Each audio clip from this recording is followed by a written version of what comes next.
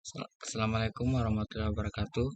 Perkenalkan, nama saya Safal dengan NIM S1S1200048. Di sini saya akan menjelaskan salah satu materi aljabar linear, yaitu dot product. Apa itu dot product atau perkalian titik? Dot product atau perkalian titik adalah perkalian dari dua vektor. Sebuah vektor memiliki arah dan besaran.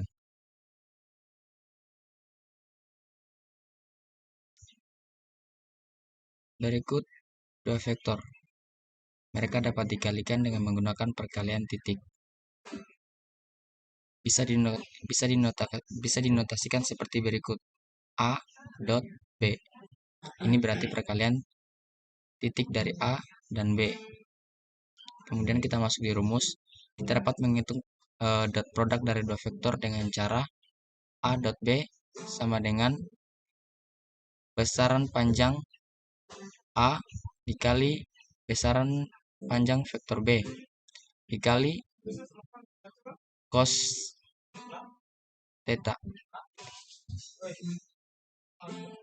Bisa dirumusnya seperti berikut. Jadi di sini kita mengalihkan besaran vektor A dikalikan dengan besaran vektor B, lalu mengalihkan kosinus sudut antara A dan B. Atau rumus keduanya, di sini rumus keduanya sama saja ya hasilnya, atau kita bisa menghitung dengan cara ini, A dot B. Jadi kita kalikan dulu mereka. Jadi kita kalikan dulu besaran vektornya dengan X. Kemudian kita kalikan juga dengan Y, kemudian dijumlahkan hasil dari perkalian dengan X dan Y. Kemudian contoh soalnya seperti berikut. Di sini besaran vektornya ditentukan untuk besaran vektor A 10 dan besaran vektor B 13 dengan sudut 59,5.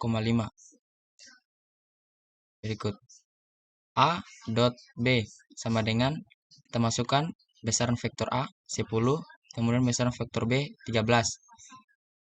Kemudian dikalikan dengan cos 59,5 derajat. Oke, untuk cos 59,5 yaitu 0,5075. Kemudian dikalikan semuanya dengan hasil 65,98 dibulatkan menjadi 66. Oke, kita pakai rumus kedua, yaitu kita kalikan bilangan X kemudian dijumlahkan dengan bilangan Y.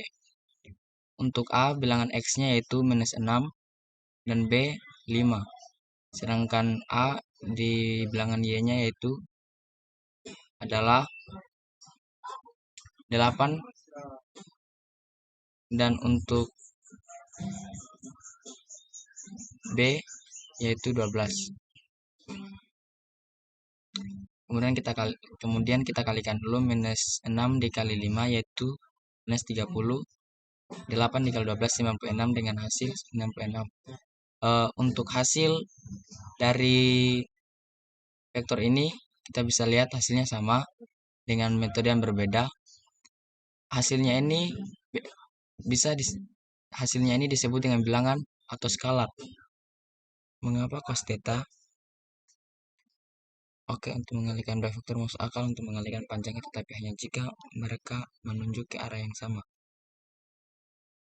Jadi, jika kita hanya mengalihkan dua vektor saja, kecuali itu mereka menuju ke arah yang sama. Jadi, A dan B ini mereka satu arah. Jadi kita langsung mengalihkan vektornya saja. Di sini tidak berpengaruh dengan cos theta. Oke. Jadi, mengapa cos theta di sini pada ilustrasi yang sinter ini seperti menyinari cahaya untuk melihat di mana bayangan itu berada.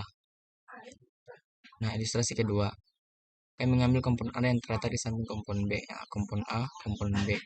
Tidak perlu kita mengetahui bilangan garis putus-putus ini atau jarak antara arah A dan B. Tidak perlu. Jadi kita cukup mengetahui cos theta, kita sudah bisa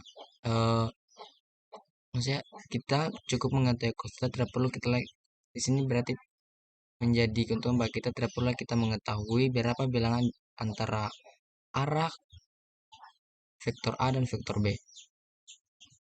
Selanjutnya, eh, sudut siku-siku. Ketika dua vektor berada pada sudut siku-siku satu sama lain, perkalian titik adalah 0. Jadi di sini jika dia memiliki sudutnya adalah siku-siku, berarti perkalian vektor itu adalah hasilnya perkalian vektor itu akan menghasilkan 0. Kita lihat contohnya. Di sini eh, vektor A dan vektor B. Besaran vektor A dan besaran vektor B. Oke. A dot B sama dengan besaran vektor A dikali besaran vektor B dikali cos theta. Oke.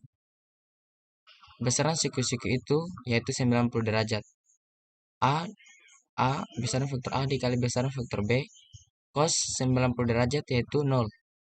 Jadi hasilnya akan menghasilkan 0. Atau kita menghitung dengan menggunakan cara kedua seperti tadi, yaitu dengan mengalikan X dan kemudian dikalikan dengan bilangan Y, kemudian dijumlahkan. Di sini kita bisa lihat dan untuk X di besaran vektor A itu minus 12 dan B di besaran vektor B dan X di besaran vektor B 12 juga. Kemudian besaran di vektor A Y-nya yaitu 12 dan di B adalah 16.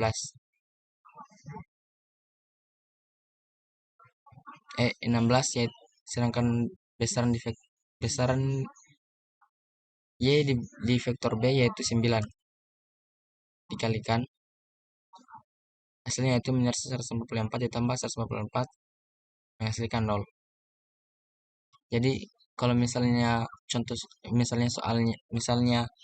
soalnya eh, apa contoh kasusnya yaitu sudutnya siku-siku, tidak perlu lagi kita menghitung, tinggal tulis aja 0 karena memang itu sudah terbukti. Bisa kita lihat seperti contoh berikut. Oke, 3 atau lebih dimensi. Bagaimana dengan 3 atau lebih dimensi? Nah, di sini sama saja cara hitungnya, hanya saja ditambah satu variabel.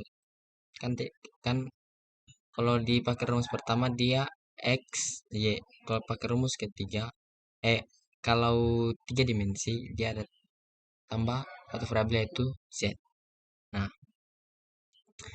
pertama kita pakai rumus yang kalau yang di awal tadi kan yang ini dia rumus kedua. Jadi kita pakai rumus kedua yaitu A dot B sama dengan A di A besaran vektor X di besaran vektor besar besaran vektor A dikali besaran vektor B di sumbu X, kemudian besaran vektor A dikali besaran sumbu B di sumbu Y, dan terakhir di sumbu Z, yaitu 9 dikali 4 tambah 2 dikali 8 tambah 7 dikali 10 hasilnya 122. Untuk rumus selanjutnya yaitu ini pakai rumus pertama ya. Bagaimana kita menentukan besaran vektor A dan besaran vektor B? Sedangkan di sini bilangannya adalah ada 3. Kita bisa menggunakan rumus Pitagoras, yaitu akar 4 pangkat 2 tambah 8 pangkat 2 tambah 10 pangkat 2. Dia ditemukanlah akar 180. Kemudian kita coba juga kita aplikasikan juga di besaran vektor B. Dihasilkan akar 134. Dan kita tahu dari perhitungan di atas, kalau yang sebelumnya tadi A dot B yaitu 122 toh. Selanjutnya kita pakai rumus kedua. Selanjutnya kita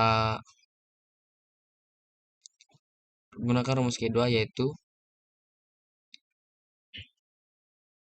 122 sama dengan 180 akar 180 kali akar 134 dikali cos theta. Di sini kan kita belum, kalau pakai rumus yang ini di sini belum diketahui tetanya. Jadi kita cari tetanya.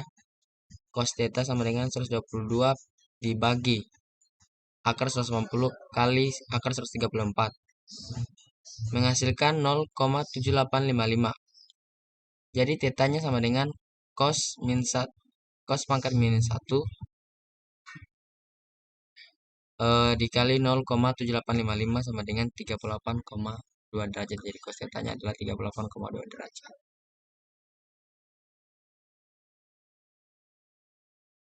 Jadi dot produk itu memberikan jawaban hasilnya yaitu bisa disebut skalar atau bilangan biasa.